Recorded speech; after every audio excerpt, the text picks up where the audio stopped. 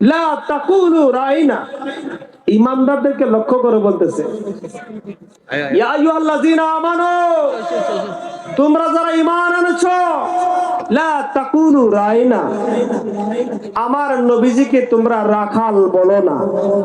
কারণ রাইউন শব্দের অর্থ হলো রাখাল। আলেম ওলামা এখানে আছেন, রাইউন শব্দের অর্থ ডিকশনারিতে খুলে দেখেন রাখাল। তার মানে রাখাল বা রাইনা শব্দটা না বলার জন্য হুকুম কার? আমি যদি রাইনা বলি, আমি কোরআন মানলাম না অমান্য করলাম? জোরে বলতে হবে, মানছি না অমান্য করছি? কোরআন অমান্য করলে মুসলমানই থাকে না যায়? যদি যায় না, এমন ব্যক্তিদের ওয়াজ শোনা জায়েজ না নাজায়েজ? আসেন এই দেশের মধ্যে কিছু আলেম আমার নবীজিকে রাখাল বলে, বলেনি? নবীজি রাখাল ছিলেন, নবীজির ধন সম্পদ ছিল না। কি ছিল না? নবীজির কোনো সম্পদ ছিল না। বিবি খাদিজার সংস্পর্শে গেলে পরে গিয়ে ধন সম্পদ হইছে। অথচ আল্লাহ কয় ইন্না আতাইনা কাল, সবাই বলতে হবে ইন্না আতাইনা কাল কাউসার। নবীজি গো, জাহান্নামটা ছাড়া যত কল্যাণ আছে, যত নিয়ামত আছে, যত বরকত আছে, যত ধন দৌলত আছে, বেহেশত থেকে শুরু করে যা আমি আল্লাহ কল্যাণকর সৃষ্টি করছি, সব আমি আপনাকে দান করলাম, তথা আপনি মালিক।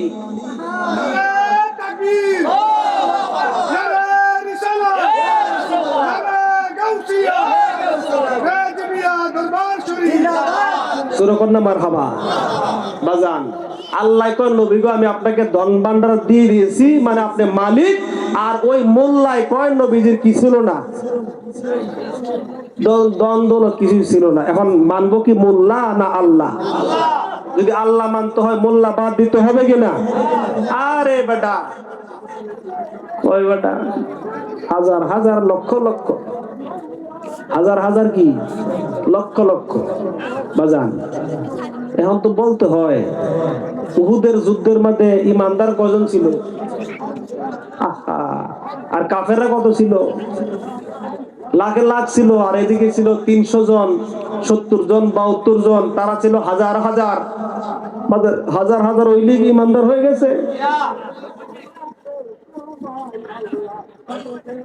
বাজান। লক্ষণীয় বিষয়, নবীজির শানে কটূক্তি হবে এমন কোন ভাষা ব্যবহার করা যাবে যেখানে স্বয়ং আমার আল্লাহ নিষেধ করতেছে তোমরা রাইনা বলো না, বরং বলো কি? উনজুর না। উনজুর না বলো, রায়না কইও না। এটার ঘটনাটা হইলো এই, সাহাবায়ে কেরাম রায়না শব্দটা ব্যবহার করত। ইমানদার মুসলমানরাও রায়না শব্দ ব্যবহার করত। ইমানদাররা কি করতে? ওগো দোস্ত, ওগো আল্লাহর হাবিব, আমাদের দিকে নেক নজর করুন, আমাদের দিকে রহম করুন, পুনরায় আবৃত্ত করুন, পুনরায় আমাদের কাছে উপস্থাপন করুন, তথা নেক নজর করুন, আমাদেরকে দয়া করুন। এই অর্থ ব্যবহার করত কারা? যারা ইমানদার সাহাবায়ে কেরাম। কিন্তু এটার একটা অর্থ আছে, ইহুদিদের ভাষায় রাইনা শব্দের অর্থ হলো রাখাল। তখন মক্কার ইহুদিরা, কাফেররা নবীজিকে আইসা বলতো রাইনা। এদের উদ্দেশ্য ভিতরে কি ছিল এটা আল্লাহ জানে কি জানে না? নবীজি জানে কি জানে না? জানে। তখন তাদের উদ্দেশ্য ছিল নবীজিকে রাইনা অর্থ হলো রাখাল বলা, নবীজিকে গালি দেওয়া, নবীজিকে অপমান করা এদের উদ্দেশ্য ছিল। আল্লাহ কয়, এই ইমানদার মুসলমানরা, আজ থেকে, এখন থেকে আর রাইনা শব্দ ব্যবহার করো না। কেননা রাইনা শব্দের দ্বারা কাফেররা খারাপ অর্থ করেছে। এই জন্য আমি আল্লাহ সহ্য করতে পারি না। আমার দুস্তুর শানে সামান্য পরিমাণ কেউ যদি বেয়াদবি করে, আমি আল্লাহ সহ্য করতে পারি না। আজ থেকে আর এখন থেকে আর রাইনা শব্দ ব্যবহার করো না, বরং বলো উনজুর না। জোরে বলেন সুবহানাল্লাহ।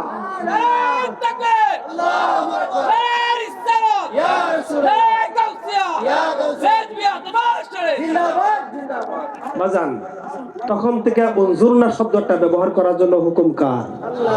আল্লাহ বলতেছেন নবীর শানে বেয়াদবি হবে এমন কোন কথা বলা যাবে। তো যদি বলা হয় নবীজি রাখাল, বাজান, এটা কি ভালো শব্দ না খারাপ শব্দ? এটা নবীজির শানে কি যায় বাজান? যিনি সমস্ত সৃষ্টির মালিক, আল্লাহ বানাইছে, যিনি সৃষ্টি না হলে কিছু হইতো না। তো আপনি প্রশ্ন করবেন তিনি কি বকরি চড়ান নাই? হ্যাঁ চড়াইছেন তো, আমাদেরকে শিক্ষা দেওয়ার জন্য। যে রাখাল নবীজির শানে, এটা বলা যাবে যে আমরা একটা গানের মধ্যে বলি নবীজি রাখালিয়ার বেশে। আমরা একটা গান গাই না, অনেক উলামায়ে কেরাম এই গানটা গায়, নবী রাখালিয়ার বেশে বিবি খাদিজার দেশে বকরি চড়াইতেন জঙ্গলায়, বনের যত পশুগণ ভক্তি করত দুই চরণ। ওরে বনের যত পশুগণ ভক্তি করত দুই চরণ। আরে পাখি এসে বাতাস করত গায়, আয় গো নবীজি কোন সাধনে পাইব আপনায়, কোন সাধনে পাইব আপনায়, হায় গো নবীজি কোন সাধনে পাইব আপনায়। রাখালিয়ার বেশে, মানুষের বেশে নবীজি দুনিয়াতে আগমন করছেন, তাই বলে তিনি মানুষ না, তাই বলে তিনি রাখাল না। শিক্ষা দেওয়ার জন্য নবীজি দুনিয়াতে শুভাগমন করেছেন বিভিন্ন বেশে। বাজান, নবীজিকে যদি মূর্খ বলা হয়, নিরক্ষর বলা হয়, এতে নবীদের শান কমছে না বাড়ছে? কথা বলতে হবে। নবীজিকে যদি বলা হয় নবীজি আমাদের নবী নিরক্ষর ছিলেন, যা যিনি অক্ষর জ্ঞান নাই তাকে নিরক্ষর বলে। এখন নবীজিকে যদি নিরক্ষর বলা হয় তার মানে নবীজি পড়তে জানতেন না, যিনি পড়তেন না জানেন তাকে মূর্খ বলে। ঠিক না বেটি? যে পড়তে জানে না তাকে, তার মানে নিরক্ষর সে নিরক্ষর বলতে গিয়া এটা বুঝাচ্ছে আমাদের নবী ছিলেন মূর্খ। শুরু করতেন না নাউজুবিল্লাহ। একই মোল্লা কিন্তু ওয়াজটা করে, একই মোল্লা। এই মোল্লার ওয়াজ কিন্তু বাংলাদেশে অনেকে আবার শুনেও, খুব ভাইরাল বক্তা আর কি, হেলিকপ্টারে চলে, বিশাল ভাইরাল বক্তা। হোক না ভাইরাল বক্তা, বাজান আল্লাহর কাছে গ্রহণযোগ্য হইতে হবে। শুধু মানুষের কাছে গ্রহণযোগ্য হইলে হবে না, বেশি মানুষ হইলে ইমানদার হয়ে যায় না। 72 ফেরকা 73 ফেরকা, 73-এর মধ্যে একটা জান্নাতি, বাকি 72 জন জাহান্নামী। জানতে চাই জাহান্নামের সংখ্যা বেশি না কম? তাহলে জাহান্নামের সংখ্যা যদি বেশি হয়ে থাকে তাহলে এবার চিন্তা করেন, একটু অনুপাত করেন, অনুপাত, তাহলেই রেজাল্ট আইসা যাবে। আপনার যোগ বিয়োগ করলেই, অনুপাত করলেই সঠিক জিনিসটা বের হয়ে আসবে। ইমানদার মুসলমান সংখ্যায় হবে কম, বেঈমান হবে সংখ্যায় বেশি। যেটা স্পষ্ট হাদিস, বুখারী শরীফ, মুসলিম শরীফ, আবু দাউদ শরীফ, ইবনে মাজাহ শরীফ এই হাদিসটাকে গ্রহণ করেছে এবং সহিহ বলে উল্লেখ করেছে যে আমার উম্মতের মধ্যে 73 দল হবে, একটা দল জান্নাতি, বাকি 72 দল জাহান্নামী। মান হিয়া? কালু মান হিয়া ইয়া রাসূলুল্লাহ। সাহাবায়ে কেরাম প্রশ্ন করলো, ইয়া রাসূলুল্লাহ ওই দলটা কোনটা যেটা জান্নাতি? আল্লাহ রাসূল বলতেছেন, যারা আমি এবং আমার সাহাবায়ে কেরামদেরকে অনুকরণ করবে এরাই একমাত্র জান্নাতি, বাকি 72 দল জাহান্নামী। এরা নামাজ থাকবে, রোজা থাকবে, হজ, টুপি, দাড়ি, ঢিলা, কোনো পর্দা পর্দা থাকবে, আমলে ভরপুর থাকবে বটে, এরা ঈমান থাকবে না, ঈমানের কারণে বেঈমান হবে। আর একদল জান্নাতি, এরা নবী মানবে। এর নামাজ হবে কম, ইবাদত হবে কম, কিন্তু এরা নবীজিকে জানের চেয়ে বেশি ভালোবাসে। আমরা দাবি করি, আমরা সবাই দাবি করি নবীজিকে জানের চেয়ে বেশি ভালোবাসি। জোরে বলতে হবে, নবীজিকে কের চেয়ে বেশি ভালোবাসি? জানের চেয়ে বেশি ভালোবাসি। হাতটা তুলে আল্লাহর কাছে সাক্ষী রাখেন, নবীজিকে আমরা কেমন ভালোবাসি বলেন? জানের চেয়ে বেশি ভালোবাসি। নারে তাকবীর।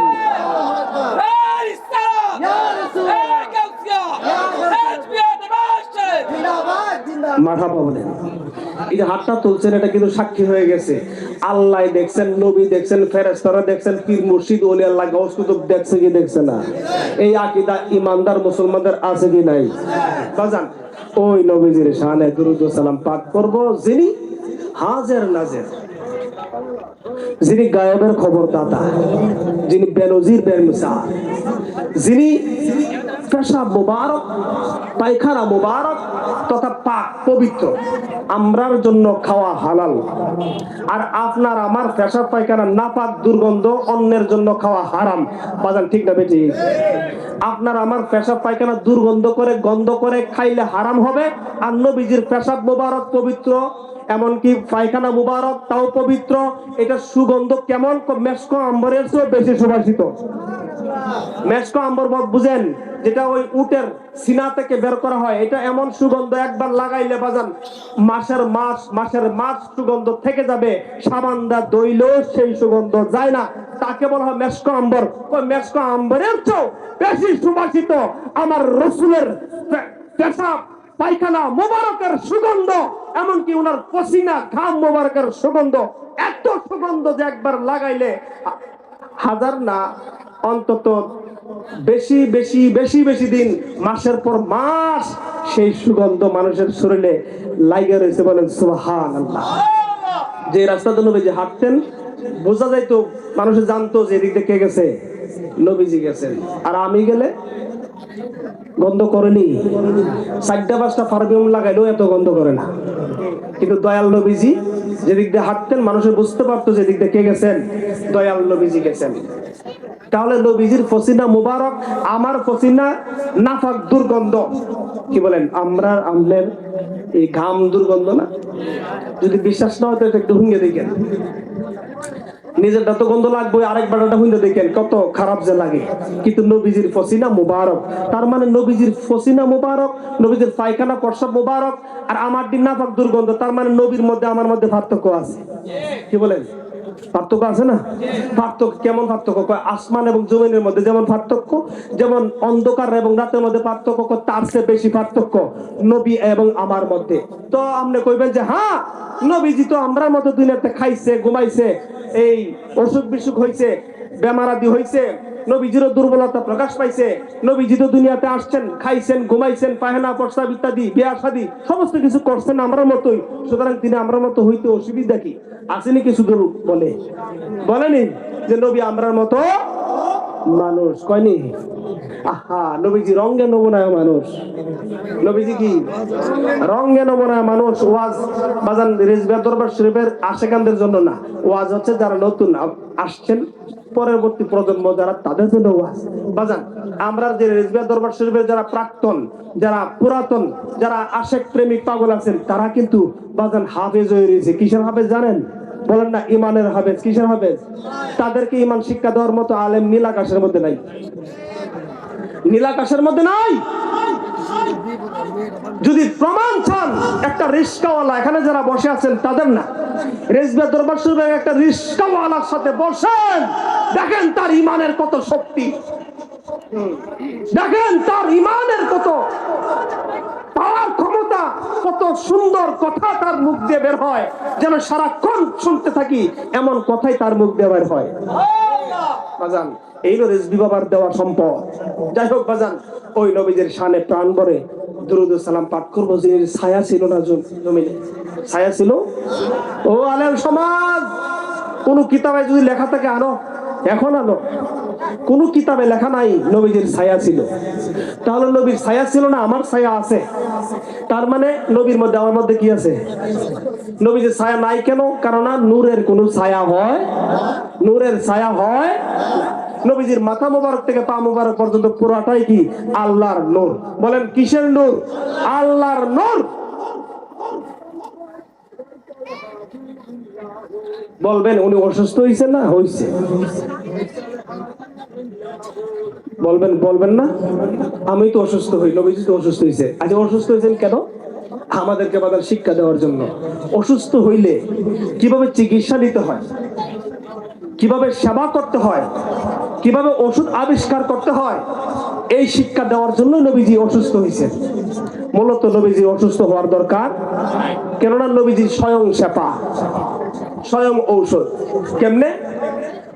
গুহার মধ্যে যখন মনোযোগ, গুহার মধ্যে যখন আবু বকর রাদিয়াল্লাহু তাআলা রান মুবারক মধ্যে নবীজি ঘুমাচ্ছেন, একটা সাপ হযরতে আবু বকর রাদিয়াল্লাহু তাআলাকে দংশন করার পরে সারা শরীর নীল হয়ে গেছিল। কি হয়েছিল? নীল হয়ে যাওয়ার পরে চোখ থেকে পানি একটা ফোঁটা নবীজির চেহারা নোয়ারের মধ্যে পড়ার সাথে সাথে নবী কয় মা হুয়া, মা যা হাদাস, কি হলো, কি হলো, তুমি কাঁদছো কেন? মা যা তাকি, কেন কাঁদছো তুমি? লিমা যা তাকি ইয়া আবু বকর, তুমি কেন কাঁদতেছ? ইয়া রাসূলুল্লাহ, সম্ভবত আমাকে কোনো বিষাক্ত কিছু কামড় দিছে, যার কারণে আমি মানে ব্যথায় যন্ত্রণায় আমি কাতর হয়ে যাচ্ছি, আমার মনে হচ্ছে কিছুক্ষণের মধ্যে জান চলে যাবে। তখন নবীজি উইটা বৈশা নবীজির কি করছিলেন কোন সিদি খারাপ হইতে পারবেন? থুতু মুবারক, জোরে কর না কি মুবারক? থুতু মুবারক ওই ক্ষত জায়গার মধ্যে লাগানোর সাথে সাথে ভালো হইছে না মরে গেছে? ও আমাদের ভালো হইছে না মরে গেছে? ও আমাদের যদি ভালো হয়ে থাকে আমি জানতে চাই নবীজির থুতুর মধ্যে ওষুধ, ওষুধ কি না জানতে চাই। নবীজির থুতুর মধ্যে যদি ওষুধ থাকে, নবীজির বুঝি অসুখ হইতে পারে? হইতে পারে? নবীজি যদি একটু শুইছে ভালো হয়ে গেছে। নবীজি ডাক দিছে, জাবের রাদিয়াল্লাহু তাআলা দুই সন্তান পতন হয়ে গেছিল, তারা দুজনেই, একজন জব আর একজন উপর থেকে ফাল দিয়ে পড়ে মারা গেছিল, সন্তান দুইজন। এই দুইজনকে গোপন করে রাসূল পাক সাল্লাল্লাহু আলাইহি ওয়াসাল্লামকে খেদমত করতে চাইছিলেন। আল্লাহ রাসূল তো জাহের বাতেন সব জানে কি জানে না? তিনি কইতেছে তোমার দুইটা সন্তান ছিল, এরা কোথায়? ডাক দাও। কই ইয়া রাসূলুল্লাহ, মনে হচ্ছে এরা কোথাও খেলাধুলা করতেছে। পরে না, ডাকে নিয়ে আসো। পরে গেছে, একটু ঘুরে ঘুরে আয়, হুজুর এরা পাওয়া যাচ্ছে না, সম্ভবত কোথাও দূরে কোথাও চলে গেছে। তখন রাসূল বলতেছে এরারে ছাড়া আমি খাবো না। সুবহানাল্লাহ কইতেন না? কই দুইটা সন্তান ছাড়া আমি কি করব না? তোমার মেহমানদারি গ্রহণ করব না।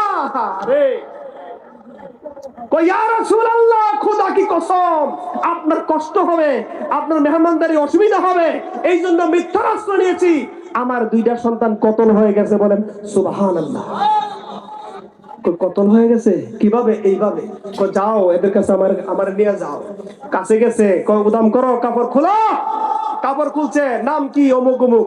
অমুক অমুকে ডাক দিছে, আর খোদা কি কসম, এরা জিন্দা হয়ে নবীজিকে সালাম দিয়েছেন এবং নবীজির সাথে বক্ষণ করেছেন। জোরে কোন সুবহানাল্লাহ। তাহলে নবীজির কারণে জিন্দাও পারে কি পারে না? নবী গজি পড়ে গেছে। এইসব আকীদা, নবী যদি মরিয়া যায় তাহলে আমি মরিয়া যাই, তাহলে তো নবীর মধ্যে আমার মধ্যে পার্থক্য থাকে না। কি বলে? নবীজি মরে নাই, নবীজি শুয়ে আছেন মদিনায়, কিন্তু এই পৃথিবীতে জায়গা নাই নবীজির একটা কদম রাখার মতো। নবীজিকে আল্লাহ পাক এত বড় করে বানাইছে। যাই হোক বাজান, ওই নবীজির সামনে প্রেম ভরে ভালোবাসার সহিত আসেন কয়েক মর্তবা দরুদ সালাম পাঠ করে শেষ করে দিব।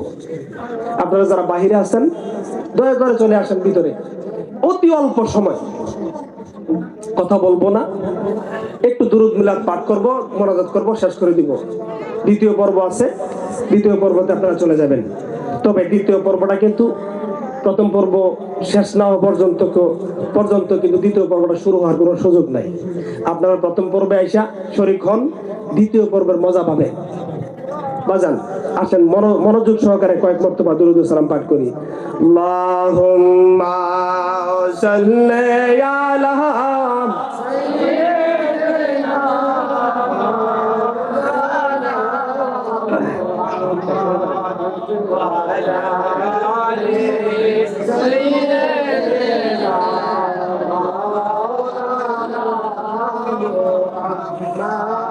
নবী গো, আপনার ভালোবাসা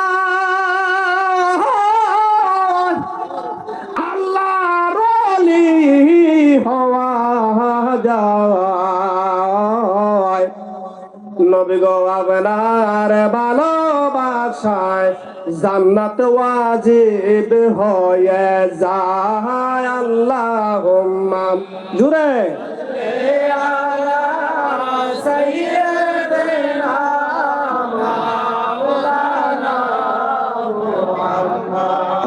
ওয়ালা আলে সাইয়্যিদানা কোথায় রইলেন প্রাণের নবী, আমাদেরকে ছাড়িয়া। বাজান নবীজি কি আমাদেরকে ছাইরা রইছেন?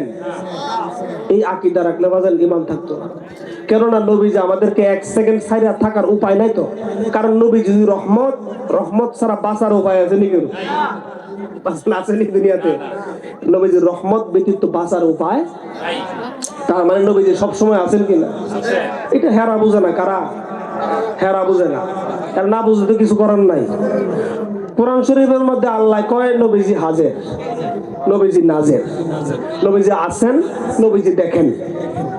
নবীজি হাজের মানে উপস্থিত, নাজের মানে দেখেন। নাজের মানে নজর ওয়ালা, মানে দৃষ্টি ওয়ালা, চোখ ওয়ালা। হাজের থাকলেই তো চোখ সাথে থাকে, কি বলেন? হাজের এবং নাজের দুটোটাই গুণ নবীজির শান। আল্লাহ নবীজিতে কত গুণ দিয়ে সৃষ্টি করছেন, এটার হিসাব পৃথিবীতে কেউ দেয়া পারতো না। তো আল্লাহ কইতাছে, আল্লাহ পাক বলতেছেন, ইন্না আরসালনাকা শাহিদা ওয়া মুবাশশিরা ওয়া নাযিরা। দোস্তগো, আমি আপনাকে সাক্ষী দাতা হিসেবে দুনিয়াতে প্রেরণ করেছি। আমি জানতে চাই, সাক্ষী দাতা এটা কি অতীতকাল না বর্তমান কাল না এই মানে ভবিষ্যৎকাল? কে বলতে পারবেন? সাক্ষী দাতা এটা এখন থেকে শুরু করে না, যখন থেকে নবী তখন থেকে কিয়ামত পর্যন্ত সাক্ষী দাতা, সদাই সর্বদাই। এটা কি সদাই সর্বদাই? এটা ইসমে ফাইলের সিগা, সদাই সর্বদা। তার মানে কি, আপনার আমার ইমানের পরিধি কত, বেঈমান হইছি বেঈমানের পরিধি কত, কাফের হইছি কাফেরের পরিধি কত, মুশরিক হইছি মুশরিকের পরিধি কত, গুনাহ করছি গুনার সীমানা কতটুকু, এই সমস্ত সাক্ষী দিবেন রোজ হাসরে আল্লাহর দরবারে কে? আমার নবী মুহাম্মদুর রাসূলুল্লাহ সাল্লাল্লাহু আলাইহি ওয়াসাল্লাম। বাজান সিহন কথা, নবী যদি সাক্ষী দেওয়ার লাগে আমার আপনার ব্যাপারে, ঘটনাস্থলে সাক্ষীদাতা উপস্থিত থাকতে হবে কি হবে না? সবাই বলতে হবে। ঘটনাস্থলে যদি সাক্ষীদাতা উপস্থিত না থাকেন, তাহলে সাক্ষীদাতার সাক্ষী গ্রহণযোগ্য হবে? যদি নবীজি উপস্থিত না থাকেন, আপনার আমার সাক্ষী যে আল্লাহর দরবারে দিবেন, এই সাক্ষীটা গ্রহণযোগ্য হবে না যদি আপনার আমার কাছে নবীজি না থাকেন। তার মানে এটা মেনে নিতে হবে, যেহেতু তিনি শাহিদান, তার মানে তিনি সাক্ষীদাতা, সাক্ষী দিবেন। যদি সাক্ষী দিতে হয়, উপস্থিত থাকাটা অপরিহার্য। কি বলেন? তাহলে প্রশ্ন করবেন, আমরা তো দেখি না। কি বলেন বাজান? আমরা দেখি না, একটা প্রশ্ন করতে পারবেন না? কি বলেন, পারবেন না? একটা প্রশ্ন করা যায়, যেহেতু নবীজি হাজির নাজির আমরা দেখি না কেন? বাজান, দেখার নাম ঈমান না, না দেখার নাম ঈমান। নবীজি দেখার বস্তু না। খোদা কি কসম, আমার আল্লাহ পাক বলেন কয়েকটা বিষয় আছে, ওই কয়েকটা বিষয়ের উপর ঈমান আনতে হবে। তোর মধ্যে আমার রাসূলের প্রতি কি আনতে হবে? ঈমান আনতে হবে। ঈমান আনলে কি দেখা বস্তুর উপর না না দেখা বস্তুর উপর? নবী যদি ঈমান হয় থাকে, তাহলে নবীজি দেখার বস্তু না, না দেখার বস্তু। সুতরাং নবীজি আছেন, বিশ্বাস করতে হবে। বিশ্বাস করার নামই হলো ঈমান। বিশ্বাস করার নাম কি? ঈমান। বাজান, সুতরাং নবীজি হাজির নাজির, এটা ঈমানদারের বিশ্বাস। ঈমানদার কারা? যারা অদৃশ্যের প্রতি বিশ্বাস রাখে। ঈমানদার কারা? ইউমিনুনা বিল গায়ব, সূরা বাকারা প্রথম সূরা। আল্লাহ কয় ইউমিনুনা বিল গায়ব, মুত্তাকি তারা যারা অদৃশ্যের প্রতি বিশ্বাস রাখে। অদৃশ্য কি? যাহা দেখা যায় না, ধরা যায় না, ছোঁয়া যায় না, উপলব্ধি করা যায় না।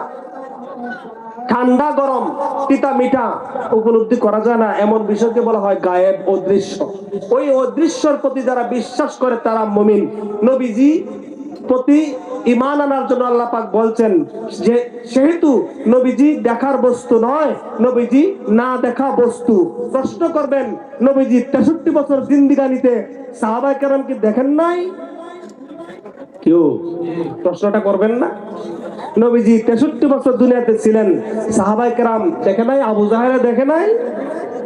দেখেছে বাজান, দেখেছে। এটা ছিল শরীয়ত।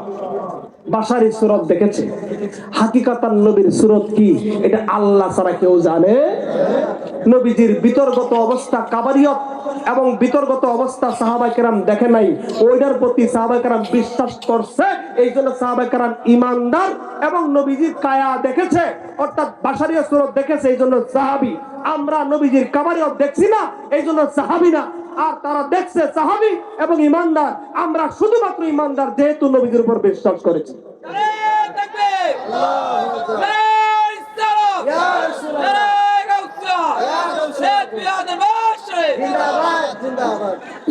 মারহাবা। সুরে সুরে ওয়াজ তো বহুত আছে, কিচ্ছা কাহিনী কয়ে যাইতার ভাঙা অসুবিধা নাই বাজান। ইমানি ওয়াজ খুব কম মানুষে করে, কারণ ইমানদার ইমানের ওয়াজটা করলেই হাসা কথা বলতে হয়, সত্য কথা বলতে হয়। সত্য কথা বললেই তো অসুবিধা। সত্য কথা বললেই বাত নষ্ট হয়ে যায়, দাওয়াত নষ্ট হয়ে যায়। এইবার দাওয়াত দঞ্চিত না, এবার যে কথা কয় এই কথা বলে ফেস লাগবো, কি গো ফেস লাগবে। উচিত কথা বলে ফেস লাগে বেশি, তাই না? কিন্তু উচিত কথা আল্লাহ পাক কারো না কারো মাধ্যমে প্রচার প্রসার রাখবেন তো রাখবেনই। এই জন্য প্রতি শতাব্দীতে একজন করে আল্লাহ পাক মুজাদ্দিদ প্রেরণ করেন, যেই মুজাদ্দিদগণ সত্যটা যেটা গোপন হয়ে গেছে সেই সত্যটা আবার পুনরায় তুলে ধরেন, বাস্তবায়ন করেন। জোরে কোন সুবহানাল্লাহ। আসেন ওই নবীজির শানে মুহাব্বত দুরূদ সালাম। আল্লাহুম্মা সাল্লি আলা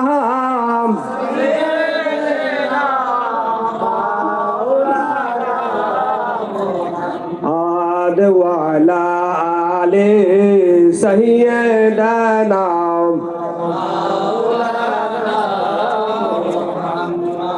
কোথায় রইলেন প্রাণের নবী, আমাদেরকে ভুলিয়া। নবী যে আমরা সাইরেও রইছে না, ভুললেও রইছে না। আমরা দেখি না, আমরা বুঝি না, এটা আমাদের বদনসিব। আমরা এটা আবেগ প্রকাশ করেছি। ওগো আল্লাহ, ওগো দোস্ত, ওগো আল্লাহর বন্ধু, দয়া করে আমাদেরকে দেখা দেন। কি গো, এটা আমাদের আশা না? আমরা সবাই আশা করি না? নবীজিকে দেখতে চাই কি চাই না? আমরা সবাই নবীজিকে দেখতে চাই। জোরে বলেন, দেখতে চাই কি চাই না? আল্লাহ নবী রাসূল আইছে কেন জানেন? আমাদেরকে ভালো করার জন্য। কি করার জন্য? তার মানে নবী রাসূল আসার অর্থ কি? আমরা যেন ভালো হই। কি বলেন? আমরা যেন ভালো হই। আল্লাহ কোরআন হাদিস দিবেন কিসের জন্য? ভালো হওয়ার জন্য। ওলি আল্লাহ গাউস কুতুব পীর মাশায়েখ দুনিয়া দিবেন কেন?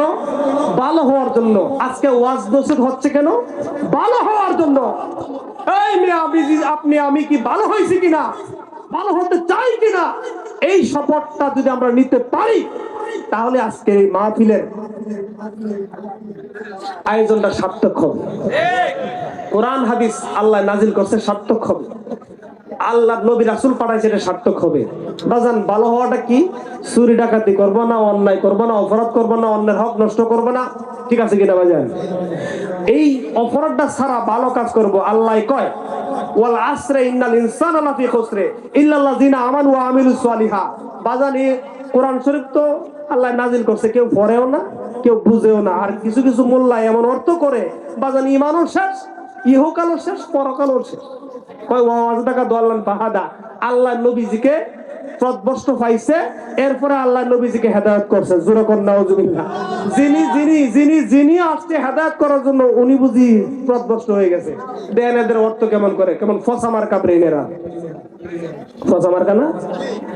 আহা, নবীজি উম্মতের প্রেমে মশগুল পাইছে, আল্লাহ সজাগ করছে। এই অর্থটা কত সুন্দর না? উম্মতের প্রেমে মশগুল মানে উম্মতরা হাসরের ময়দানে যে একটা দৌড়াদৌড়ি শুরু হইব, এই চিন্তায় নবীজি ফেরাশান হইছেন। ফেরাশান হইলে আল্লাহ কয়, দোস্ত আপনি ফেরাশান হইেন না। আপনি আপনার উম্মত ওই দিন ফেরাশানের কোনো ব্যবস্থা নাই। আপনি এক গ্লাস পানি নিয়ে দাঁড়ায় থাকবেন, যে পানিটা দুধ হইতে সাদা, বরফ হইতে ঠান্ডা এবং মধু হইতে মিষ্টি।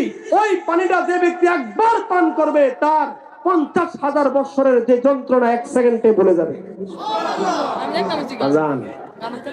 এই হাউজে কাউসারের মালিক নবীজি। এইভাবে দাঁড়ায় থাকবেন, আসো আসো নেও খাও। সুহাগের হাতে আপনাকে পেয়ালাটা হাতে তুলে দিবে, সুহাগের হাতে। মাই বাপে যেমনি ভাবে সন্তানকে আদর করে, কয় কিসের আদর, কিসের আদর, তার চেয়ে বেশি আদর করে নবীজি আপনার হাতে পেয়ালাটা তুলে দিবে। আপনি পানিটা পান করবেন বাজান। এই যে 50,000 বছর পর্যন্ত সূর্যটা যে আদাত উপরে ছিল, এই কষ্ট যন্ত্রটা আপনি নিমিষেই ভুলে যাবেন। জোরে কোন সুবহানাল্লাহ।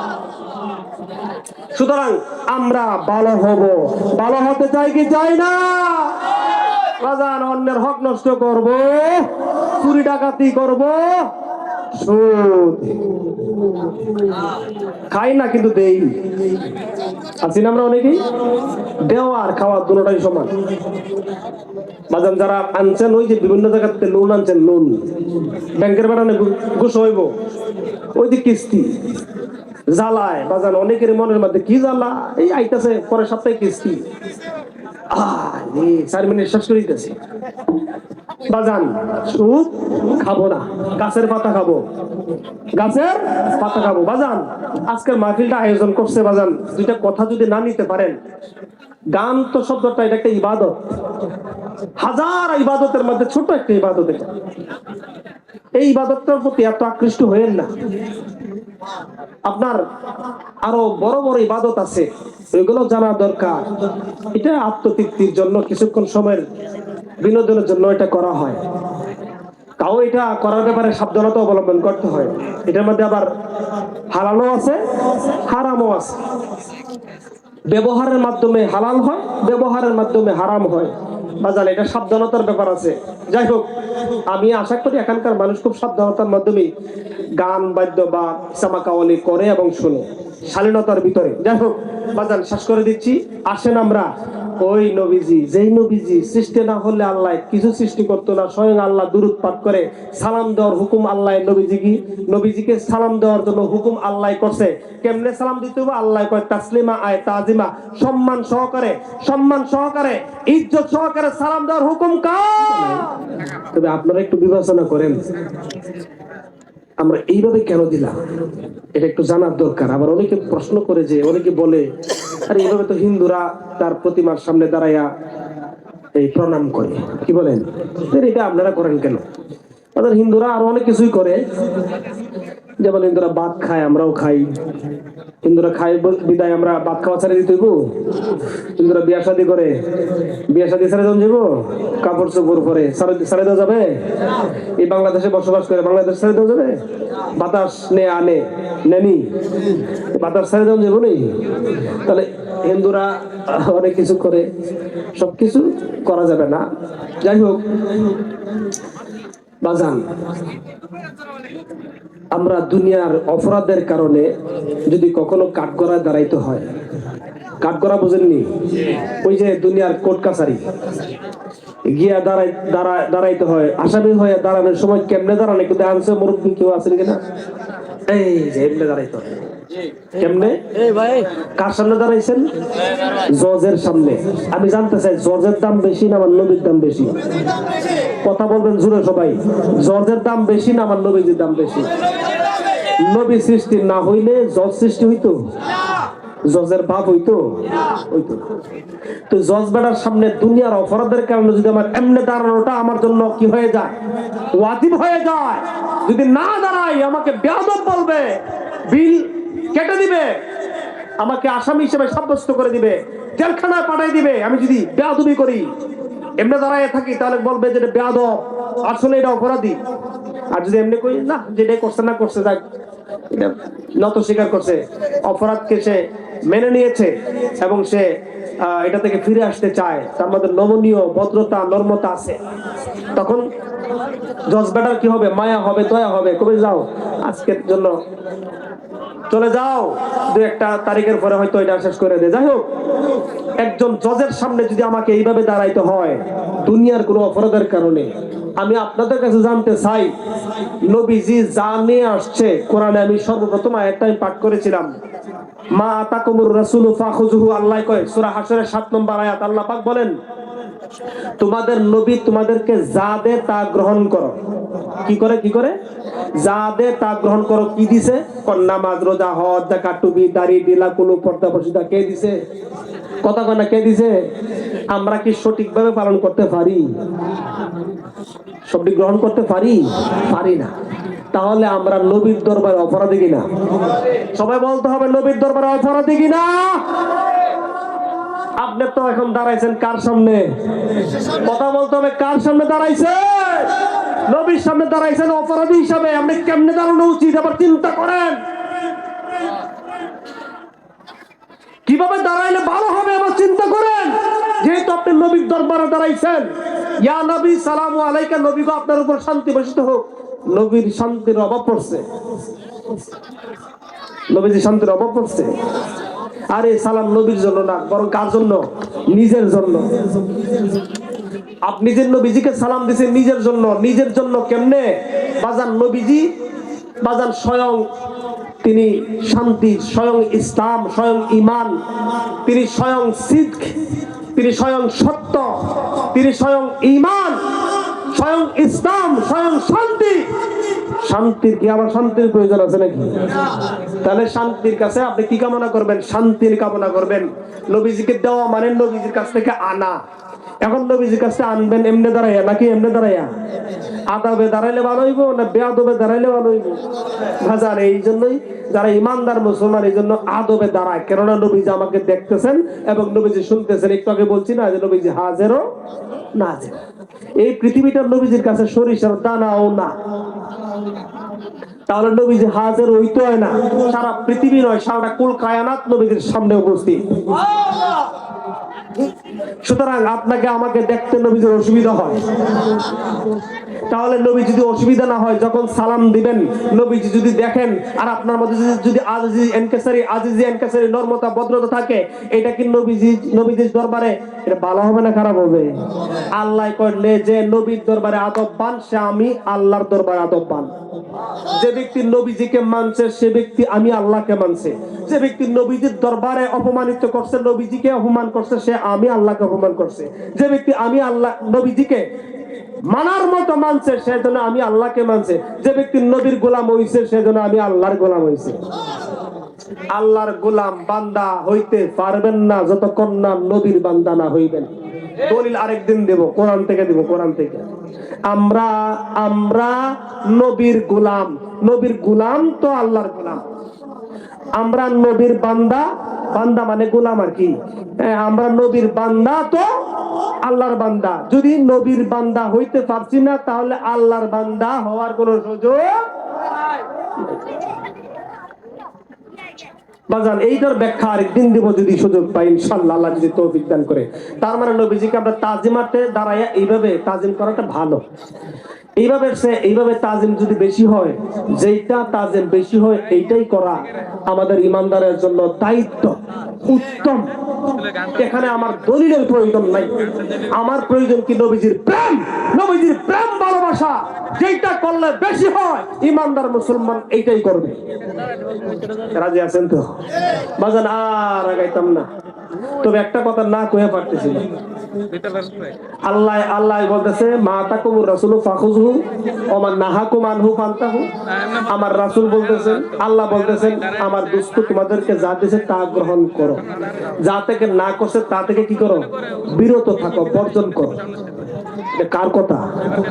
আমার না আল্লাহর কথা? আল্লাহর কথা। নবীজি কি দিয়েছেন? সবই তো অনেক কিছু দিয়েছেন, কিন্তু দেওয়ার মধ্যে যা যা যেভাবে দিয়েছেন এইভাবেই মেনে নিতে হবে, নাকি মন গড়া কিছু ঢুকাইতে পারবো? ইসলাম ইজ কমপ্লিট রিলিজিয়ন। ইসলামটা একটা পরিপূর্ণ ধর্ম। পরিপূর্ণ কি ধর্ম? এর মধ্যে যোগ করার সুযোগ নাই, বিয়োগ করারও সুযোগ নাই। আমি আপনাদের কাছে করজোরে অনুরোধ করব একটা বিষয়, আপনারা জবাব দিবেন। নবীজি যেইভাবে নামাজ পড়ছে এইভাবে পড়তে হবে না আমার মন গড়া নামাজ পড়লে হবে? নবীজির দেখানো পন্থায় আমাকে কি করতে হবে? নামাজ বা সালাত আদায় করতে হবে। নবীজির পন্থায় আমার কি করতে হবে? ইবাদত বন্দেগী করতে হবে। নবীজি যেভাবে করছেন এইভাবে করতে হবে। বাজান আমি আপনাদের কাছে আপনাদের পায়ে হাত রেখে আমি বলতে চাই, জুম্মার দিনের সানি আজান নবীজির জীবদ্দশায়, সাহাবায়ে কেরামের জীবদ্দশায় আজানটাকে মসজিদের ভিতরে হইতো না বাইরে হইতো? জবাব দিতে হইব। কোথায় হইতো? দলিল দলিল দলিল হচ্ছে আবু দাউদ শরীফের 155 পৃষ্ঠা 1088 নম্বর হাদিস। 1088 নম্বর হাদিসের মধ্যে স্পষ্টভাবে আল্লাহর রাসূল বলতেছেন, আল্লাহর রাসূল যখন মিম্বারে বসতেন, জুম্মার দিনে খুতবা দেওয়ার জন্য মিম্বারে বসতেন, আলা বাবিল মসজিদ, হযরত বেলাল রাদিয়াল্লাহু তাআলা আনহু আযানটা দিত মসজিদের দরজায়। তার মানে দরজায় আযান দেওয়াটা সুন্নতে রাসূল, আর ভিতরে আযান দেওয়া বেদাত, যেটা সুন্নতের বিপরীত, সুন্নতের খেলাফ, যেটা হযরতে এটা ইয়াজিদের শাসনামলে হাসান বিন আব্দুল মালিক এই আযানটা বিক্রি দিয়েছে, আর এইটা অনুসরণ করে। অথচ নবী যেটা করছে এটা করে না। আমি বাজান আপনাদের কাছে অনুরোধ করতে চাই, যদি কোনো আলেম নীল আকাশের মধ্যে থাকেন, একটা দলিল দেন যে নবীজির যুগে একদিন ভিতরে আযান দিয়ে নামাজ পড়ছে। মসজিদের ভিতরে আযান দেওয়াই নাজায়েজ, হারাম। ওয়াক্তি আযান থেকে শুরু করে যে কোনো আযান ভিতরে দেওয়া হারাম, স্পষ্টভাবে লেখা আছে। প্রত্যেকটি ফতোয়ার কিতাব যদি কেউ প্রমাণ চান, হাজার হাজার প্রমাণ দেওয়ার অধিকার ইনশাআল্লাহ আমাদের আছে। কিতাব থেকে, মেন কিতাব থেকে দেখাইয়া আপনাদেরকে দলিল দিতে পারবো ইনশাআল্লাহ। সময় সুযোগে আমি দিব, এবং আপনারা যদি চান আমি যে কোনো মুহূর্তে যে কোনো জায়গায় ডাকবেন, আমি দিব ইনশাআল্লাহ। এই যে বাংলাদেশের যত মসজিদ আছে, সমস্ত মসজিদে আযান দেয় কোথায়? ভিতরে আযান দেওয়া নাজায়েজ, হারাম। কোন ব্যক্তি যদি হালাল মনে করে এটা কুফরি হবে, কুফরি হওয়ার কারণে কাফের হবে। না জানা দিলে সেটা ভিন্ন কথা, গুনাহ হবে। সেটা থেকে সে পরিত্রাণ পাবে, সে যদি সঠিকটা বোঝার পরে সঠিকে চলে আসে, তাহলে তার জন্য একটা পরিত্রাণের ব্যাপার আছে। আর যদি গোরামি করে, নবী বলেন মান তারাকা সুন্নতি ফালাইসা মিন্নি, যে ব্যক্তি একটা সুন্নতকে অমান্য করছে, মুর্দা করছে, ছেড়ে দিয়েছে, পরিত্যাগ করেছে, মুর্দা করছে, ওই ব্যক্তি আমি নবীর দলের অন্তর্ভুক্ত না। পরিষ্কার আলাপ। নবীজি যুগে আযান হইতো বাহিরে দেওয়ার সুন্নাত আপনারা বাহিরে দিবেন, ভিতরে দিয়েন না। ভিতরে দিয়ে নামাজ পড়লে নামাজ হবে না। যাই হোক, নবী মানার নামই ইমান, নবী মানার নামই, নবীজি যেইভাবে নামাজ পড়ছেন এইভাবে পড়তে হবে। কামা রাআইতুমুনি উসাল্লি। আল্লাহ রাসূল বলেন, আমাকে যেভাবে তোমরা নামাজ পড়তে দেখছো ঠিক এইভাবে নামাজ পড়ো। এখন আমি পড়ি আমার গতিতে, নামাজ হইবনি, হবে না। আল্লাহ পাক আমাদের সকলকে কবুল করুক। সবাই বলেন আমিন।